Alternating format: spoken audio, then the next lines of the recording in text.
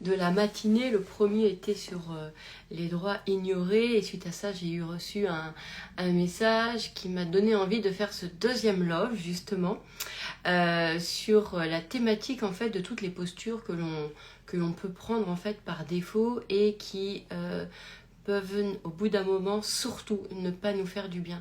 Alors c'est vrai qu'il y a, et je trouve ça cool, hein, il y a tout un tas de personnes qui aujourd'hui recommuniquent hein, sur le fait, le besoin, enfin il y a beaucoup de personnes en tout cas qui ont envie de retrouver qui ils sont, de se retrouver dans leur nature, et ça je trouve ça top parce que ça nous montre à quel point finalement on peut plus, en tout cas on ne peut plus aujourd'hui faire sans nous.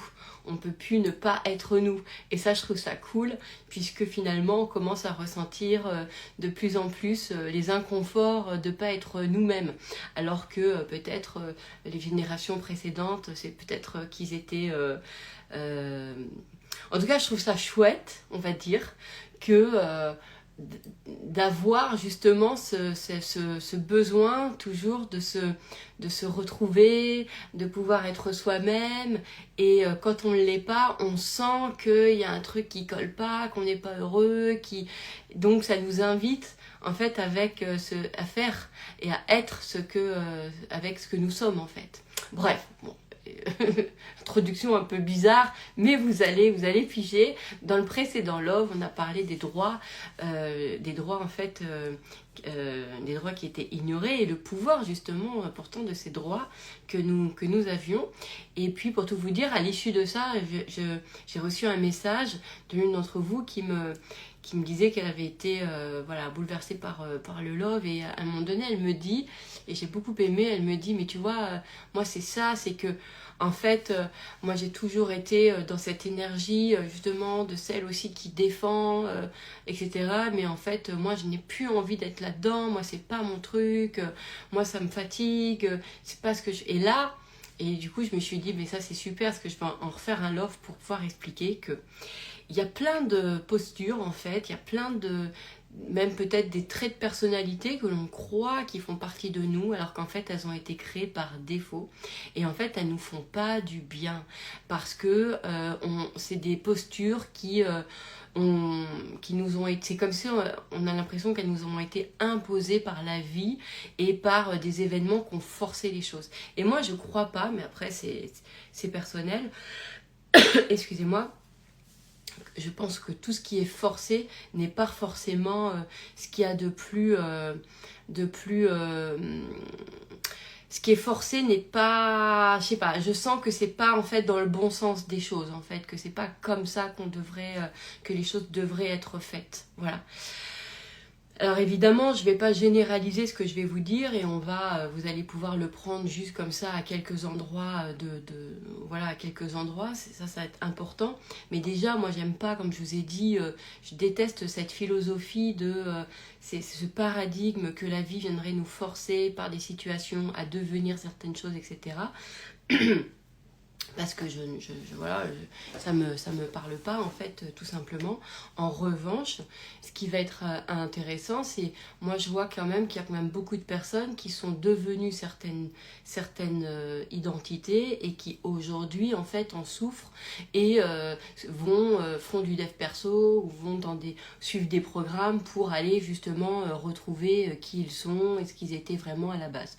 Donc je me dis, bah super, ok, donc nous on regarde ça, on est observateur de ça, et on se dit, ok, tiens, bah du coup, bah au lieu de nous-mêmes nous faire vivre ça, bah, on peut déjà dès le départ être proactive et pouvoir nous dire, alors il faut faire l'introspection des deux côtés, l'observation, on va dire, des deux côtés, c'est-à-dire que d'un côté on peut se dire, ok, quels événements de la vie m'ont forcé à devenir quelque chose que finalement, qui aujourd'hui j'ai pas envie.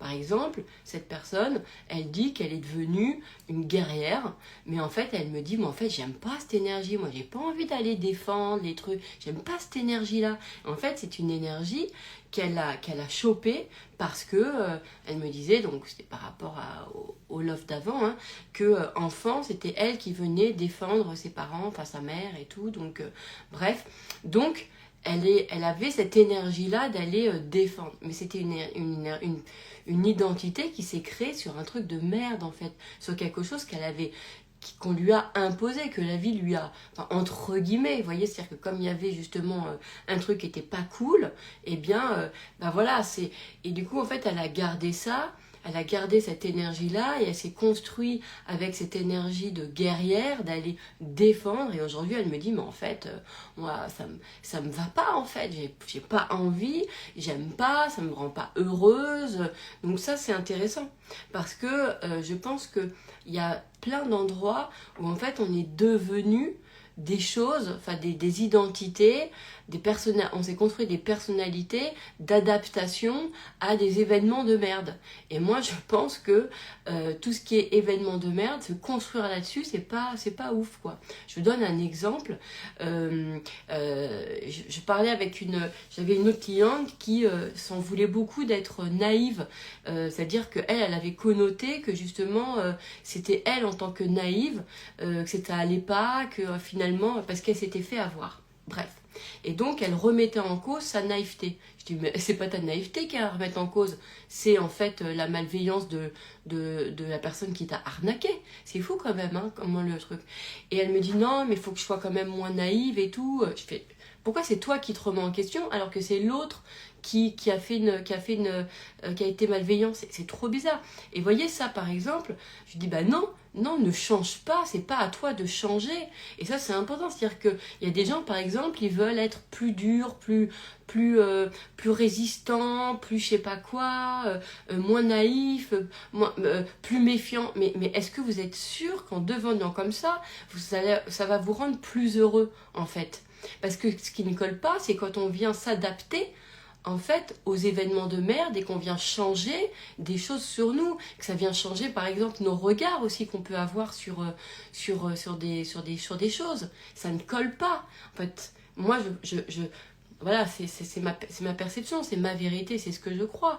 Mais je pense que justement, tout le truc, et c'est pas, j'en conçois bien que c'est peut-être pas forcément évident, mais à moyen, long terme, en fait, on aura tout à gagner. Pourquoi? Parce qu'en fait, on préserve son authenticité et on a besoin des personnes qui sont, en fait, encore une fois, toutes les personnes qui pensent qu'elles sont naïves parce qu'elles se sont fait avoir ou parce que elles se laissent marcher sur... elles ont la sensation que les autres leur marchent dessus, etc. Enfin, ce que je veux expliquer, c'est que à un moment donné, réfléchissez bien à si c'est bien à vous de vous remettre en question, en fait. Parce que si tout le monde s'adapte au comportement de merde des autres, bah en fait, quelle société on va devenir?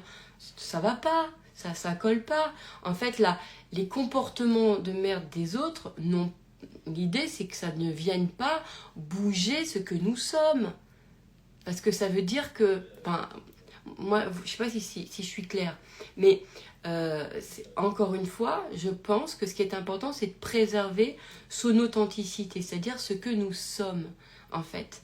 Et de ne pas venir nous adapter avec les événements merdiques. Voilà. Moi, je ne crois pas que c'est positif de devenir plus fort, plus résistant. Je pense pas.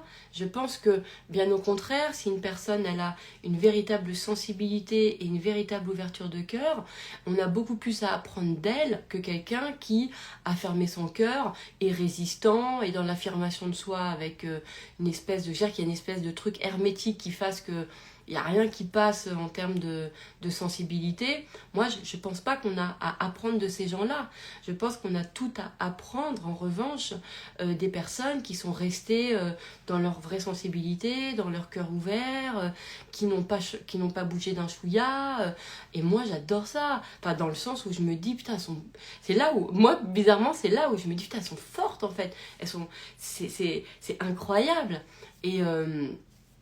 Et elles, souvent, elles peuvent mal le prendre, en fait. Elles peuvent mal connoter ce qu'elles sont. Ne nous adaptons pas à la dureté des autres. Ne nous adaptons pas à ça. Ne fermons pas nos cœurs, ne devenons pas plus forts, ne devenons pas plus rigides, plus ceci ou plus cela. Non, non, non, non, non, non, non. Franchement, je pense que ça va pas faire du tout du bien, ça va faire du bien à personne. Mais qu'est-ce qu'on s'en bat les steaks de devenir en fait plus fort, plus solide, plus quoi en fait. Puis qui a dit que c'était pas solide ce que nous étions? Ok, vraiment, j'insiste là-dessus. Il y a énormément de personnes qui ont des sensibilités de base, de naissance, et on a tout à apprendre d'eux. Et je pense que c'est à certaines personnes, justement, peut-être. Enfin, moi, je sais que je fais partie de ces gens qui ont envie de préserver ces gens-là. Moi, je leur dis pas, deviens plus dur, etc., parce que les autres sont difficiles avec eux. Je dis non, enfin, pour moi, c'est les autres qui sont dans l'erreur, en fait. Voilà, on a tout à apprendre de ces, justement, bien sûr, de ces personnes qui sont dans cette sensibilité-là, qui n'a rien à voir avec la fragilité, en plus, rien à voir, absolument rien à voir. Donc, je pense que ça peut être important de faire peut-être une sorte de checklist de tous les comportements ou de toutes les visions qu'on a eues, qui se sont modifiées suite à des événements. Comme par exemple, je sais pas, comme je vous ai dit, les mecs, des personnes qui ont vécu beaucoup de ruptures amoureuses, difficiles, etc. et qui maintenant veulent plus s'engager, elles sont méfiantes ou elles sont devenues le fameux truc là de l'indépendance, etc. Alors pour moi c'est des anomalies en fait, parce que ça s'est construit sur des trucs de merde. Donc si ça s'est construit sur des trucs de merde, je suis pas sûre que finalement ça soit des postures qui vont nous rendre heureux à moyen et à long terme.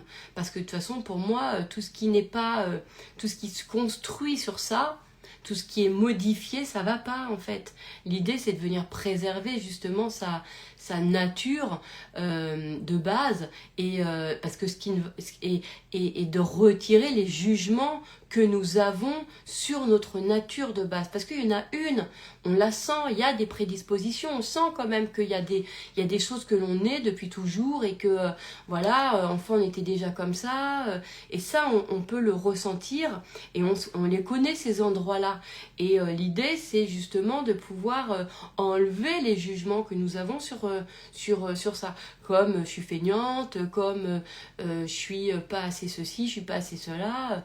Non mais ne changez pas en fait, changez ce regard-là. Ça c'est important. Donc faites une liste peut-être des événements que vous avez eus dans votre vie et qui ont changé ce que vous êtes. Voyez, genre vous êtes devenu plus méfiante, donc ça c'est de la merde, on n'est pas heureux en étant plus méfiant. L'anomalie c'est la méfiance, l'anomalie ce n'est pas l'innocence ni la candeur, faut arrêter avec ça, d'accord, faut arrêter. L'anomalie c'est vraiment pour moi la méfiance, d'accord, c'est le fait de ne pas faire confiance, ça c'est une anomalie. À la base on n'a pas à s'adapter à des comportements qui sont malveillants envers nous. C'est pas dans notre nature, c'est pas comme ça que ça se passe. En tout cas, moi, je crois pas à cette nature-là, d'accord? Donc, ce qui va être important, c'est peut-être faites une liste justement des événements qui peut-être ont changé votre personnalité, qui ont changé ce que vous êtes, qui vous ont où vous êtes, qui vont vous, entre guillemets, obliger à devenir autre chose. Et je me dis, changez ça. Déjà, faites le point et vous allez voir que finalement vous allez revenir à qui vous êtes et enlever en revanche le jugement que vous aviez sur qui vous étiez au départ. D'accord? Donc, comme je vous avais déjà dit, on en a parlé 1 milliard de fois, ce côté... vous n'avez pas un fonctionnement de travail comme les autres et que vous pensez que vous êtes feignant, donc vous avez appris à être concentré, à travailler dur, à faire ceci, à faire cela, etc. Puis finalement, vous n'allez pas vous développer à ça, parce que vous n'allez pas vous épanouir de ça, parce que vous êtes en fait adapté finalement à ce qu'on vous a raconté, ça colle pas en fait. Alors que si vous reveniez à vos fonctionnements des bases et que vous acceptiez que vous aviez juste en fait des fonctionnements différents de ceux des autres, que ça se construit différemment, qu'il y en a c'est sur le travail, d'autres c'est sur de la créativité, d'autres et c'est ça qui va qui va être génial.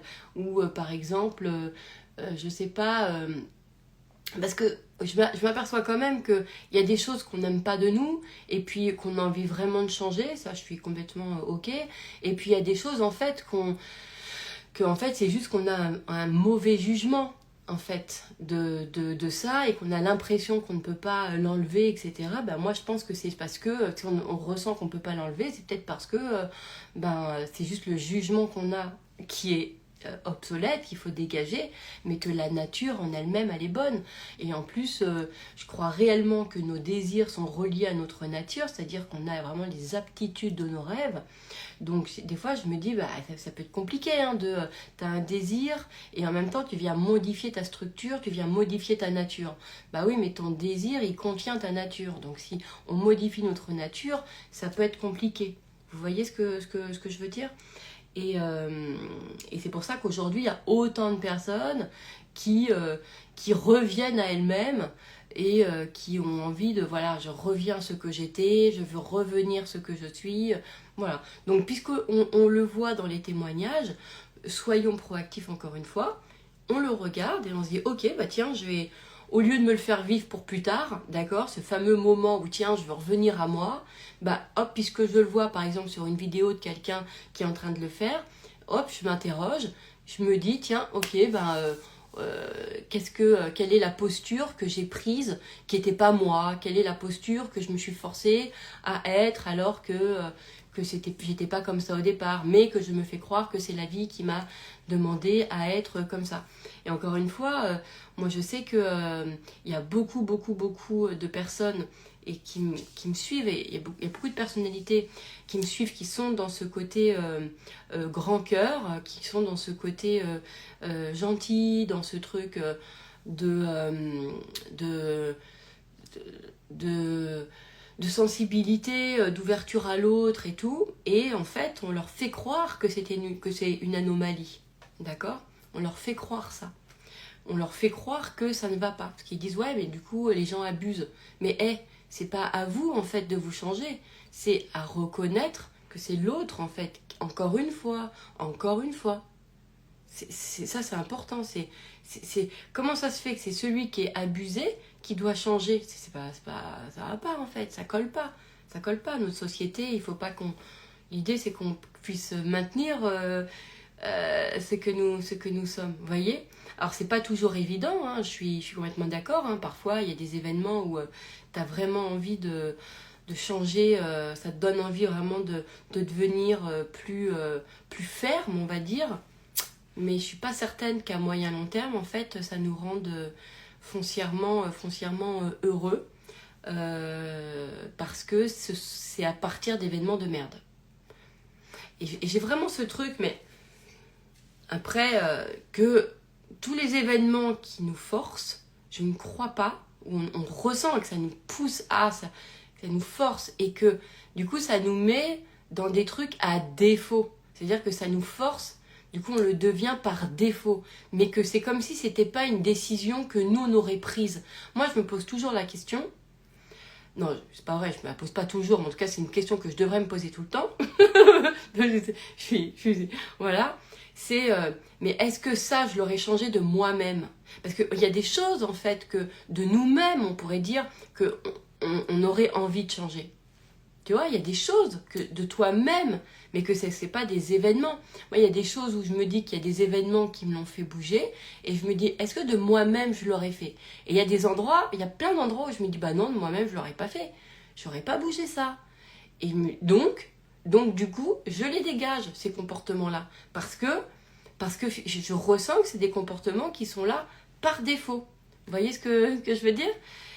Et en revanche, il y en a où je me dis, bah de toute façon, je l'aurais changé aussi. De toute façon, je voulais aussi de toute façon changer ce truc-là. Ok. Donc là, à ce moment-là, on se dit plus que c'est l'événement qui est venu nous changer, d'accord? Mais que c'est nous, en fait, que de toute façon, nous, on avait envie de changer ça. Et c'est pas du tout la même chose, parce que du coup ça nous fait reprendre notre plein pouvoir, notre pouvoir de décider pour nous, et ça efface au fur et à mesure le paradigme de la vie qui décide pour nous, quoi. Tu vois, parce que celui-là, il est... Enfin, moi, des fois, je m'en sors pas dans ce qui est proposé. Alors, un coup, la vie, elle sait mieux. Un coup, en même temps, c'est toi qui es créateur de ta vie. Alors, du coup, je me dis, alors, qui crée? La vie ou moi? Moi, des fois, ça me perd, hein. Je sais pas pour vous, mais des fois, je me dis, oh là là, attends, un coup, on te dit, fais confiance à la vie, elle sait mieux que toi. Un coup, on te dit que c'est toi qui crée. Moi, des fois, c'est pas cohérent. Du coup, je sais plus trop... Donc je me dis, ok, donc là, à un moment donné, moi j'ai pris le paradigme de je suis créateur, très bien, ok, je le prends pleinement, ok, par rapport à ça. Et donc, non, il n'y a pas de la vie, je sais pas quoi, il n'y a pas de truc comme ça. En revanche, donc, je me dis pas, c'est les événements qui. Donc j'enlève, je gomme tous les tics de langage qu'on peut avoir avec la vie m'a amené à. Non, je me dis de moi-même, j'y serais allée, de toute façon. Et je m'y suis amenée. Voilà. Et ça, c'est important. Après, je me dis pas, c'est moi qui me suis créé des événements de merde. Ça, par contre, je me le dis pas, c'est clair. Il n'y a pas de problème. J'ai aucun souci avec ça parce que je me dis juste que, en fait, j'ai des trucs différents. Je veux dire, à partir du moment où j'ai pas eu de conscience dessus, je peux pas me dire, je me crée ça, en fait. Moi, ce qui m'importe pour le moment, c'est vraiment le champ de la conscience. C'est, ok, consciemment, voilà, c'est vraiment de faire exister ce champ de la conscience. Je pense que le champ inconscient, il existe déjà beaucoup. On a beaucoup déjà de conversations là-dessus sur, voilà, alors ton inconscient, il dirige 90% de ta vie, ceci. Bon, ok, c'est bon, les mémoires, les machins. Donc, je pense que tout ce qui est de l'ordre de l'inconscient, le champ d'info, il est déjà suffisamment large. En revanche, le champ du conscient, lui, je pense que c'est quelque chose qu'on a encore plus à émerger et à communiquer, à transmettre et à faire exister pour qu'il prenne son plein pouvoir, en fait, pour qu'il prenne son plein pouvoir et que, en fait, on réhabilite la décision consciente dans son plein pouvoir, peu importe ce que l'inconscient, il dit, il fait ou quoi que ce soit, peu importe. Vous voyez ce que je veux dire? Donc, on se dit que consciemment, délibérément, on vient décider pour nous et que, en fait, on se dit, ce changement-là, moi, je l'aurais décidé pour moi. Voilà, moi, ça c'est quelque chose que j'ai envie de changer chez moi. Ça, c'est quelque chose que j'ai envie de transformer, etc. Mais c'est une intention de cœur et c'est pas quelque chose qui est fait par défaut ou par dépit ou forcé par la vie, quoi. De toute façon, moi, je crois vraiment que si on suit ce que, genre, la vie nous force à être, ça nous fait pas du bien. Ça peut pas, puisque c'est forcé.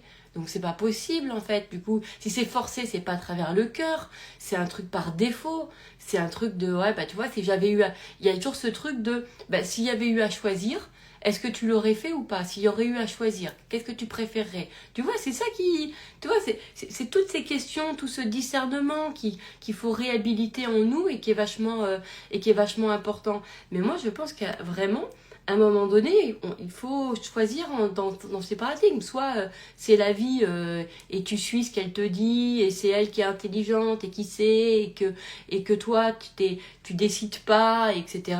Soit en fait on dit ok, c'est nous qui décidons et on vient créer ce champ de conscience. Même s'il y a plein de trucs où on n'a pas encore toutes les informations, toutes les données, etc. Mais déjà on a ça en postulat de départ, on a ça et puis ce postulat va de toute façon développer le champ d'info de l'inconscience et on aura d'autres éléments qui vont venir et ça c'est cool en fait et de moins en moins, en tout cas moi je sais que plus je parle de conscience et moins je prête d'attention à l'inconscient en fait. J'ai vraiment envie que et je sens ça me parle beaucoup mieux parce que je le trouve même plus logique. Je trouve plus clair le choix conscient, la création consciente. Elle a le pouvoir qu'on lui donne en fait. Hein. Elle a le pouvoir qu'on lui donne. Encore une fois, c'est à nous de décider si un choix conscient, il va avoir plus de pouvoir ou non qu'une mémoire inconsciente. C'est à nous de décider. Et vous pouvez me raconter ce que vous voulez, il n'empêche que on va vivre ce qu'on croit. Donc il n'y a pas de règle en fait. il n'y a que des croyances. Et nous, notre job, c'est d'aller décider pour nous à quoi on décide de croire, qu'est-ce qui résonne le plus, et en mettant en perspective par rapport à nos vies. Voilà, c'est tout, hein. C'était assez rapide, mais j'avais envie de faire ça, de partager ça et de vous faire justement ces fameuses listes de tous les comportements qu'on a changés par défaut, alors que parce que la vie, on se fait croire que la vie nous a obligés à ça, et qui de toute façon, à un moment donné, on aura envie de les enlever parce que on ne se sentira pas nous-mêmes et parce que on aura pris des choix par défaut, et les choix par défaut peuvent pas nous épanouir, c'est pas possible. C'est vraiment pas possible. Et non, j'y crois pas, j'y crois pas. Je crois pas qu'on peut s'épanouir sur ça. Donc on aura toujours à un moment donné envie de revenir à... Parce que dedans, il y a une énergie de quelque chose qui nous a échappé, il y a quelque chose qui est de l'ordre de... qui est en dehors de notre pouvoir personnel. Et je pense pas qu'on peut s'épanouir dans ce truc-là. Après, voilà, c'est... En tout cas, ce love, il était court, mais j'avais envie de le poser pour remettre de la conscience sur la conscience et puis sur nos choix. Voilà, tout simplement. Je vous embrasse, je sais pas si ça a été clair ou pas, ou en tout cas, peut-être écoutez-le après, très clair pour moi, Anne-Laure qui me dit. Peut-être écoutez-le après le love précédent là que je viens de faire. Et puis, voilà, gardez vos postures, ne laissez pas les choses vous influencer, et surtout pas les choses de merde. Voilà, surtout pas. Ou des mauvaises rencontres, ne laissez pas les mauvaises rencontres vous faire être différent. Ne laissez pas les critiques vous changer, ne laissez pas les choses de merde vous changer. Non, vraiment.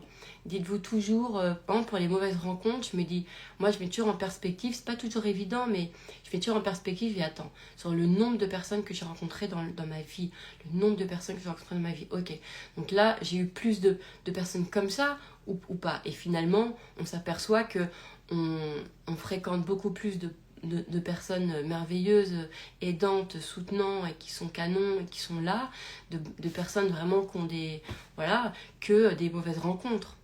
D'ailleurs, c'est pour ça qu'on s'en souvient des mauvaises rencontres. On peut les compter sur les doigts.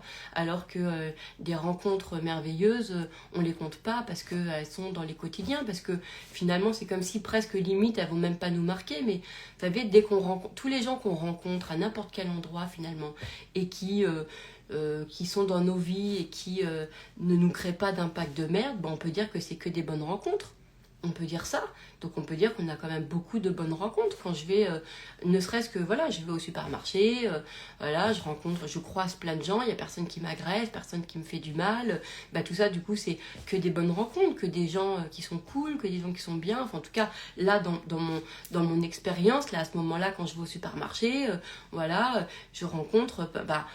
Et ça, vous voyez bien que moi, comme je suis très pratico-pratique, encore une fois, si je regarde le nombre de personnes, entre le nombre de rencontres que j'ai qui ne m'agressent pas et le nombre de personnes qui vont me faire chier dans ma vie, c'est tout vu en fait, c'est tout vu. Le nombre de personnes que je rencontre qui vont me faire du bien ou qui vont être aussi neutres, moi je les compte aussi. Hein. Il y a tous les gens qui me font du bien et puis il y a tous les gens qui sont neutres. C'est-à-dire que tous les gens qui me font pas de mal, que je rencontre, qui me font des sourires ou qui m'aiment pas, on passe à côté dans la rue ou dans le supermarché et qui on se fait pas de mal. D'accord, il y a rien, il y a même pas on se fait du bien, mais je veux dire il se passe si on se fait du bien. Vous savez quoi? C'est faux ce que je dis. On se fait du bien parce que c'est tous les gens qui me permettent d'aller au supermarché sans que je sois dans mes peurs, dans mes craintes. C'est tout cela en fait. Donc c'est tous ces gens-là, ils nous font du bien. On est d'accord. Tous les gens, quand on va dans la rue, quand on va dans des magasins, quand on va en voyage, quand on prend les transports ou autre, peu importe, mais tous les gens qui nous entourent en fait, rien que par le fait qu'ils ne nous agressent pas, déjà c'est des gens qui nous créent déjà des environnements sereins, cool, agréables, voilà. Donc c'est des gens qui nous font du bien. Donc regardez, il y a quand même plus de personnes qui nous créent des environnements agréables quantitativement, C'est vachement dur à dire. D'accord? Que les gens qui nous créent des environnements de merde.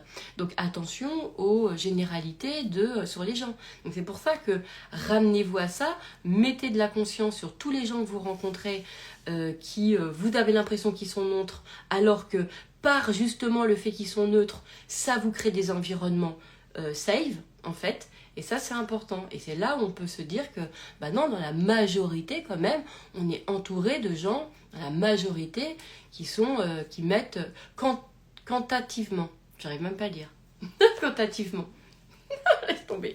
Quantitativement. C'est pas plutôt comme ça, non? Bon, allez. On a compris. Et ça, c'est important. Ça, c'est important. Parce que, encore une fois, mais c'est pas déconnant ce que je dis, hein, c'est que on vient toujours marquer le nombre de personnes qui nous fait du bien factuellement parce que c'est par leur action, mais tous les gens, mais tout le monde le fait en fait. Le fait de pouvoir aller dans des endroits publics où il se passe rien contre nous, c'est déjà des espaces où les gens ça nous met du confort. Donc ils contribuent à nous mettre du confort dans notre vie. Voyez? Donc ça c'est important. Donc de ne pas laisser, encore une fois, et ben c'est la même chose pour les événements de notre vie. On a plein d'événements de merde qui peuvent nous influencer dans ce que l'on est. Mais attention, parce que en fait, l'idée c'est aussi de ne pas les laisser nous changer et de prendre conscience qu'on a plein d'événements magnifiques et plein d'événements aussi qui sont neutres. Genre là, par exemple, je sais pas, ne serait-ce que, là, c'est un dimanche matin où, voilà, vous avez peut-être l'impression que c'est neutre, il s'est rien passé de ce particulier. Ben justement, voilà, il s'est rien passé de particulier, en tout cas, qui est venu vous bouleverser. Et ben ça, déjà, c'est un espace super agréable, non? C'est déjà un espace super agréable. Voilà. Donc là, ce matin, vous avez vécu un moment hyper agréable de par justement le fait qu'il n'y a pas eu de trucs bouleversants en négatif, d'accord? Donc au bout d'un moment, si en fait on prend en compte j'arrive pas, hein, quantitativement parlant les choses, d'accord? Et ben on peut voir que finalement on vit beaucoup plus, on rencontre, finalement que la majorité des gens qu'on rencontre c'est plutôt safe, c'est plutôt agréable, ça nous permet vraiment d'être dans nos vies, et le nombre est pareil, le nombre de minutes, de secondes où, pareil, hein, encore une fois, hein, où on n'est pas bouleversé par des trucs de merde, ok, eh bien, c'est ça aussi, ça fait consciemment, c'est des événements agréables, en fait. Vous voyez? Donc, passons de tout ce qui est genre neutre, on le passe dans justement le champ d'information de ce qui rend agréable les choses. Et après, on se rend compte que finalement, on a beaucoup plus de choses agréables. D'accord? Et ça, c'est, encore une fois, ça, c'est important de le voir. On ne met pas beaucoup de conscience sur tous ces moments où, genre, on croit qu'il n'y a pas d'événements, les non-événements. Mais on pourrait aussi se dire que c'est déjà un événement. Chaque seconde est une succession d'événements, finalement. Vous voyez ce que je veux dire? Parce qu'on veut toujours mettre de la conscience sur les grandes envolées, les grands sentiments qui viennent en positif comme en négatif. Mais il y a aussi tous ces endroits neutres qui sont tellement importants. Parce que ça, c'est des endroits de paix, c'est des endroits c'est posé, c'est en paix, c'est hyper important. C'est hyper important. Et on en a beaucoup plus que ce que l'on pense. Beaucoup plus. Donc si on les met en perspective, on va pas laisser les trucs de merde alors qu'ils sont anecdotiques. Ils sont peut-être c'est peut-être difficile, mais en tout cas, je vois pas pourquoi eux nous changeraient alors que pourquoi eux nous changeraient en fait. Ou alors prenez conscience que tous les trucs positifs et ces endroits, ces espaces neutres que vous allez maintenant mettre en espace positif, en fait, ça vous permet de créer des changements, et des changements qui vont dans votre sens, des changements agréables, des changements positifs, des changements super, des changements d'expansion de cœur, des changements d'expansion d'esprit, de conscience, de pouvoir personnel, parce que c'est surtout ça qui va être l'important. C'est cette reconnaissance de notre pouvoir personnel. C'est là où aussi on se sent heureux. On se sent heureux quand on sait que, quand on ressent que l'on a du pouvoir sur sa propre vie, c'est incroyable, c'est magnifique. Ou pour les autres qui ont le paradigme sur c'est la vie qui décide, c'est pareil, ils sont heureux, ceux qui ont la croyance que la vie leur veut du bien. Voilà, ceux qui pensent ça, ils sont heureux, d'accord? Donc, dans l'un comme dans l'autre prisme, peu importe que vous ayez ce prisme, que c'est la vie qui décide pour vous, un Dieu ou autre, ou que c'est vous qui décidez. Après, il y a peut-être des mélanges, j'en sais rien. Aussi, moi, mais en tout cas, l'important, c'est d'avoir ce paradigme que ça vous veut du bien. Si ça vous veut du bien, à ce moment-là, il n'y a pas de pouvoir à donner, il n'y a pas de changement à opérer quand il y a des trucs qui sont de la merde. Vous voyez ce que je veux dire? Par contre, mettez beaucoup plus de conscience sur vos changements. Et on ne met pas beaucoup de changements sur les événements positifs d'ailleurs. Là, par exemple, vous avez passé, je sais pas, peut-être une matinée super agréable. Est-ce que vous avez mis de la conscience sur des changements, sur une évolution, sur le fait que, tiens, il y a de plus en plus de secondes où vous êtes bien. Il y a de plus en plus de minutes où vous êtes bien. Tiens, il y a plus... Vous voyez ce truc-là? Moi, j'ai fait ça comme... à une époque où j'avais vraiment l'impression que ma vie c'était une succession de merde, et en fait je voulais me revenir à du réel et du factuel, et j'avais fait ça, je me souviens, ça il y a longtemps, mais je suis contente de m'en souvenir, vous voyez, parce que du coup je peux vous le retransmettre, et c'est vrai que j'avais toujours ce truc, et je suis allée oh là là là là, quantifier, j'arrive pas à le dire, c'est insupportable, vraiment. Et c'est-à-dire que je suis revenue à du réel, et je me suis dit, attends, là, voilà. Et je m'étais aperçue que si je comptais les secondes et les minutes ou les heures, finalement, factuellement, j'avais plus d'heures que entre guillemets, où il n'y avait pas d'événements merdiques, que le moment où je vivais des événements merdiques, voyez. Mais il a fallu que je revienne à du réel et du factuel. Mais parce que aussi, je ne donnais aucun pouvoir à tous ces espaces neutres, à tous les endroits où, voilà, comme là ce matin, tu te réveilles, voilà, normal, tu prends ton café, etc. Et c'est comme si tu as l'impression qu'il ne se passe rien. Mais en fait, il se passe quelque chose. Il se passe quelque chose, justement, de doux, de en paix, de safe, d'agréable. Donc, qu'est-ce qu'on en fait de ça? Qu'est-ce qu'on en fait? Vous voyez? Ça, c'est important de pouvoir se dire, de pouvoir mettre de la conscience, en fait, là-dessus. De pouvoir mettre de la conscience sur ces moments-là et te dire, finalement, j'ai plus de secondes où c'est agréable que de secondes qui sont désagréables. Alors, c'est moi qui me fait croire que le moment où c'est désagréable, c'est tellement fort que j'ai l'impression qu'il prend tout le pas, mais parce que je ne mets pas assez de conscience et de pouvoir, je ne donne pas assez de pouvoir et de lecture d'intensité sur tous les moments où, justement, entre guillemets, il ne se passe rien. En fait. Mais en fait, il ne se passe jamais rien. Et ça, là, moi, c'est comme ça que j'ai compris que j'avais beaucoup d'espace de paix, finalement, où je ne mettais pas de conscience, parce que je venais uniquement conscientiser les espaces merdiques. Vous voyez ? Et les mauvaises rencontres, c'est la même chose. En fait, on rencontre beaucoup plus de gens qui nous créent des environnements super agréables que des environnements, que des cons, en fait. Enfin, quand je dis que des cons, vous voyez, des gens malveillants, en fait, sur le nombre de personnes que l'on croise. Donc, à un moment donné, il faut revenir à du factuel. C'est ça qui va être important. Alors, Anne-Laure, depuis que je mets de la conscience sur mes journées, je vois mon évolution et tout le merveilleux que je vis. Tu vois ? Ça, c'est super.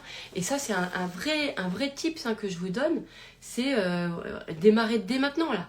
Dès aujourd'hui, là, chaque seconde, ne vous dites pas qu'il ne se passe rien. Il se passe quelque chose où, tu vois, là, c'est... Parce que entre ce moment-là et le moment de merde, vous préférez quoi ? Vous préférez le moment où vous croyez qu'il ne se passe rien, d'accord ? Mais au moins, c'est pas un moment de merde. Et commencez à le quantifier et commencez à le coder en moment, justement... agréable. Et là, vous allez voir que bah finalement c'est ça l'agréable. Et voilà. Et vous faites pareil sur les gens, faites pareil sur... Et ça c'est cool quoi. Voilà. Bon bah du coup je ne sais même plus comment je vais appeler ce love, mais je vais trouver. Ça va être intéressant. Dites-moi en commentaire si ça vous a intéressé, si effectivement vous en comprenez l'angle, le paradigme, et ça va vous faire un bien de fou en fait. D'accord? Donc retirez les postures, parce qu'encore une fois, c'est pas juste de changer des postures que nous avons parce qu'il y a des événements qui sont, ok, peut-être intenses, mais qui sont anecdotiques par rapport au nombre de minutes que l'on vit, en fait, d'aller changer ça. Je comprends pas. Je vois pas pourquoi ça serait pas tous ces moments où on croit qu'il se passe rien, alors qu'il se passe quand même quelque chose, qui nous changerait. Pourquoi? En fait. Alors, quantifie tes espaces neutres et d'amour. Exactement. Tous les espaces neutres, tu vois, c'est comme si en fait, ils sont pas neutres. Ils sont juste, t'es bien, t'es en paix, t'es tranquille, c'est agréable. Donc, codifie-les en état agréable. Et franchement, moi, j'ai fait un changement comme ça. Hein. Ça m'avait beaucoup, beaucoup aidé. Je le fais avec beaucoup de clients, ce truc-là, en plus. Voilà, je dis, bah attends, le nombre de personnes que tu as rencontrées dans ta vie de tous les jours, en fait, qui te rend safe ton environnement, donc tous les gens toutes les minutes, toutes les secondes où en fait il se passe rien entre guillemets dans ta vie de désagréable, c'est des minutes qui sont agréables, parce que si ces minutes où on croit qu'il se passe rien, elles seraient désagréables, bah tu vois ce que je veux te dire? Bon, vous avez pigé, hein. On va dire que vous avez pigé. Et là, ça va vous faire complètement changer la donne. Pourquoi? Parce qu'on revient à du factuel et à du réel.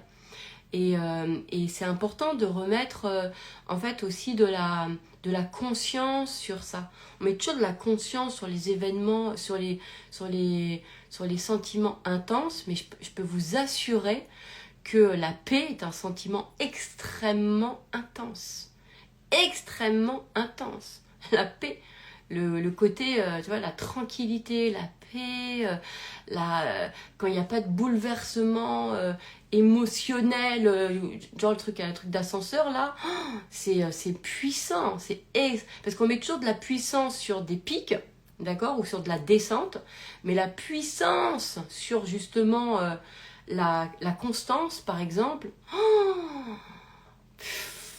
moi qui étais quelqu'un qui était beaucoup dans les inégalités émotionnelles, hein, c'était vraiment... tu vis tout en crise, hein, en positif comme en négatif, et vraiment quand j'ai découvert et je l'avais fait sur Un plus grand bonheur, j'en ai parlé sur Un plus grand bonheur, parce que sur ce programme-là, qui est disponible d'ailleurs sur l'Eden Store, où en fait j'ai réhabilité tous les espaces où j'avais l'impression que je ne ressentais rien. En fait, tous ces espaces-là. J'ai réhabilité tous ces sentiments où tu as l'impression que tu vis pas de sentiments-là, tu vois. Mais en fait, si tu en vis, c'est juste que t'es pas bouleversé. Et du coup, j'ai changé et je me suis dit, mais en fait, c'est ça qui est intense. Ouais, l'intensité de la constance, l'intensité de la paix, l'intensité de la... moi, j'avais beaucoup de la paix, en fait, parce que, voilà, alors que de la pérennité, de la sérénité, l'intensité. Mais ce qui est fou, c'est que à une époque, je refusais ça. Je me disais, oh là là. Et pour moi, c'était la mort. C'était pas l'existence. L'existence, c'est comme si c'était que haut et bas, mais tout ce qui était, alors qu'aujourd'hui, tout ce que l'on croit qui est neutre, moi j'y mets, waouh, putain, cette tranquillité, et j'en mets de l'intensité. Je mets de l'intensité sur la paix, sur le fait de ne pas ressentir un sentiment, tu vois, qui va bouleverser toute ma structure émotionnelle. Et ben, je mets de la puissance là-dessus. C'est complètement un autre paradigme. Hein. J'espère que, je sais pas si je suis hyper claire, mais c'est complètement autre chose. Et là, c'est ah ouais. Et c'est-à-dire qu'au lieu de se définir comme une personne intense par le fait qu'on a des grandes envolées dans nos émotions, et ben on ressent notre intensité dans un autre registre. Donc dans la paix, dans la félicité, dans le merveilleux, dans la tranquillité, dans dans l'appréciation, dans la sérénité. Je regarde en l'air parce que pour tout vous dire, depuis que j'ai fait, je l'ai cette page, hein, elle est là depuis 2022. C'est les nouveaux registres. Vous voyez, je pourrais vous le montrer, mais et ça, je me le suis gardé quand j'ai créé le programme, justement, Un plus grand bonheur.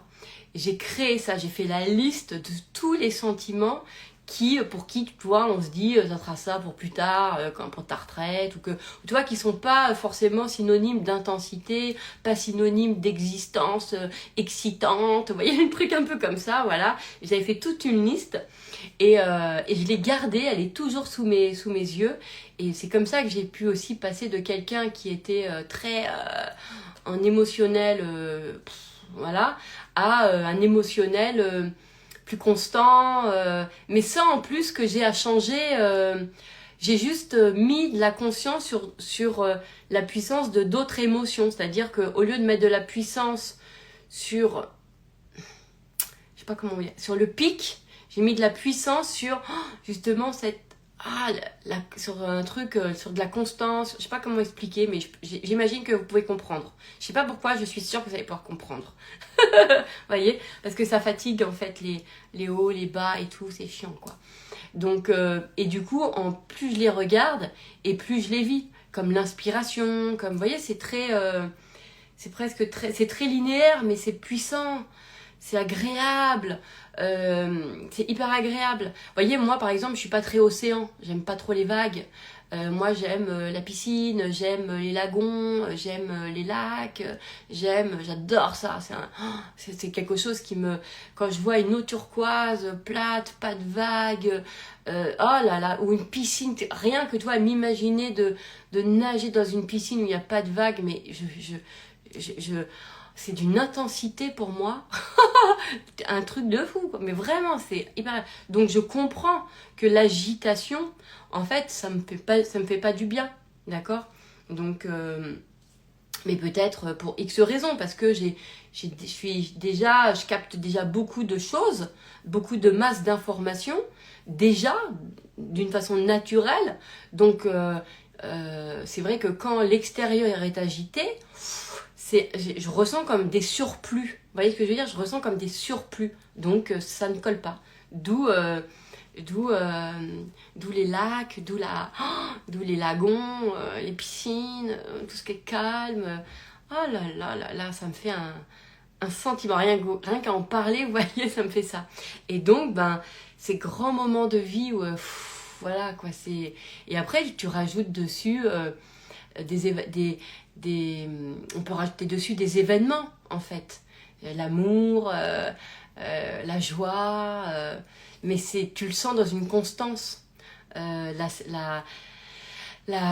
que j'ai, la célébration, et en fait de les mettre non pas en pic mais en constance. Ça c'est comme l'émerveillement, tu vois, au lieu de passer un waouh waouh waouh waouh waouh incroyable, il y a ce truc qui est installé en nous qui est de l'ordre du merveilleux, et c'est constant, et il est là, et c'est en paix, enfin je sais pas, vous voyez, hein, ressentez. Et ça je l'adore.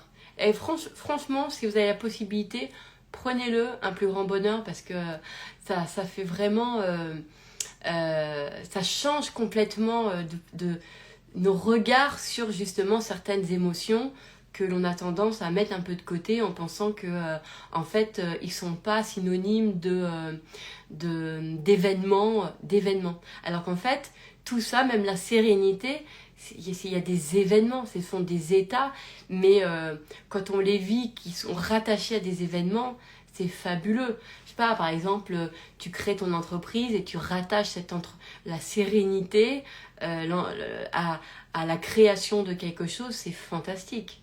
C'est fantastique. Tu sais, ces sentiments-là, ouais, je sais pas, j'adore. Moi, ce truc, c'est quelque chose qui me fait beaucoup, beaucoup, beaucoup de bien, et je sens que ça m'habite encore plus et mieux, et de toute façon ça me fait pas décrocher le sourire. Vous avez vu, j'ai la banane depuis tout à l'heure, parce que c'est un sentiment qui est la félicité, l'émerveillement. Je regarde ma liste, hein. après j'ai un truc par-dessus, donc du coup il y a une feuille, je vous dis pas tout, mais il y a au moins 25 sentiments comme ça que j'avais mis pas mal de côté, mais qui sont, que j'avais réhabilité, et voilà quoi. Bah voilà, c'est tout. Bon bah finalement je voulais faire un love court, bah j'en ai fait un à mon image, hein. C'est-à-dire un love développé. Tout va bien. Voilà. Est-ce qu'un jour, finalement, j'arriverai à faire un love court? Je ne sais pas. C'est comme si au moment où je le dis, il y a un truc dans mon cerveau qui me dit: t'es sûr que tu veux pas dire un autre truc? T'es sûr qu'il n'y a pas un autre truc que tu peux dire pour me pour donner la confirmation derrière? Bon bah voilà, je sais pas faire court. Mais c'est, tu vois, mais peut-être que c'est, voilà. Ça me fait toujours rire. Ah là là, je vous jure. Non, parce que je me vois dire bon bah voilà, c'est fini et tout. Et je me vois dans ma tête chercher: est-ce que t'as tout dit? Est-ce que machin? Bon, cette fois je vous laisse. Je vous embrasse. Je le mets en podcast pour que ça soit évidemment plus confortable aussi d'écoute. Et pensez bien aussi à me faire des retours. Je vous embrasse.